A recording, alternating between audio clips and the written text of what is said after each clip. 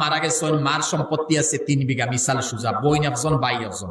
মা মারা যাওয়ার পরে 2 বিঘার মালিক ভাই বনবা, 1 বিঘার মালিক বোন বনবা। যেমন বাফর সম্পত্তি ফুয়াই পাইছেন ডবল আর মেয়ে পাইছেন হাফ, ওলা মার সম্পত্তি মেয়ে পাইবা হাফ আর ছেলে পাইবা ডবল। কিন্তু আমরা অন্য নিমক খারামি কিতা করি জানি, বাফর লাইনে তো করিয়ার ও 11 নিচা মাটি বইন্ডে দিয়া, তাও 3 লাখ টাকা কিয়ার হইলে বাদে বইন্ডে 1.5 লাখ টাকা দিয়া, তাও সিলি 3 বছরে দিছি।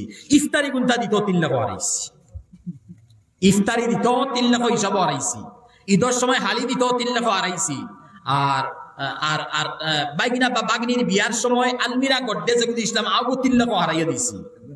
এই মতো জালিমর বিচার কিয়ামত দিন হইব। একটা কাফ কাফ প্লেট বর্তন অতার মালিক পর্যন্ত বই নাছিল, তুই দিস না আবার জমিন ঠগারে, কিয়ামত দিন জাহান্নামে যাওয়া লাগবে। এর লাগি মা মারা যাওয়ার পরে হক জাহানে আছে মার, এখানে সম্পত্তি পরিপূর্ণভাবে সুন্দরভাবে আলাপ করে দিতা।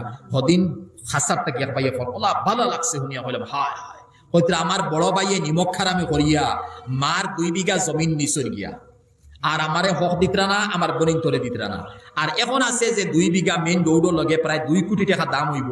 আমার মায়ে হইতরা এই বেটা হিগে যদি ইলা নিচে গেতে কাম কর নেগি তুই ন আর কিতা করবে, মায়ে আমারে দিতরা হুজুর। এখন আমি চাই আর আমি না নিয়া আমার বোনিন তোরে হারাইয়া 2 বিঘা 2 কোটি হারাইয়া বোনিন তোরে কত করি ফাইন অগুন যদি আমি বার করে দিলে কিয়ামত দিন কিতা আল্লাহ আমারে দরবারে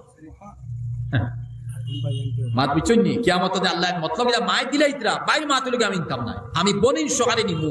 আর বনিন তো মাটি নিতা নাই, তখন বনিন তোরে 2 কোটি টাকা কত বাক পড়ে অগুন বাটিয়া দিব। ও আমারে মাস্তা জিকার করটা হুজুর কিয়ামত দিন আমি কিতা আখতিম হায় হায় তাকওয়া পরেজগারি এর বল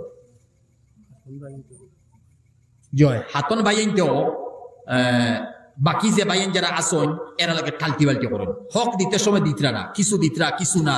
হাতন বইনটা হোক বা হাতন মা, আরে বাইন ও যে সম্পত্তি ওয়া ইন্নাহু লিহুব্বিল খাইরি লাশাদিদ, কুরআন হইছে আল্লাযী জামাআ মালাম ওয়া আদ্দাদা ইয়াহসাবু আন্না মালাহু আখলাদা কাল্লা লা ইউমবাযান্না ফিল হুতামা।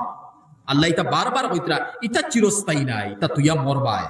আর এটার প্রতি তোমার মহব্বত বেশি হইব।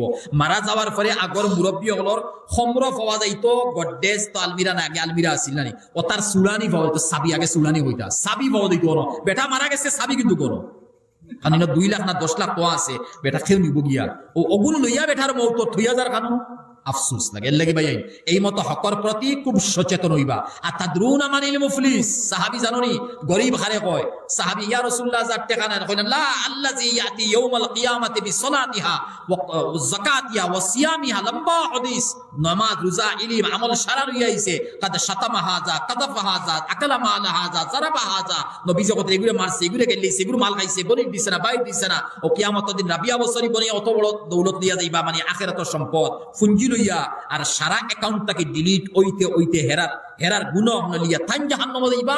আর হি মাইনসর নেকি লইয়া এরা জন্য তো যাইবা। এই হকুকুল ইবাদ দাওয়াত লাগিয়ে সরাসরি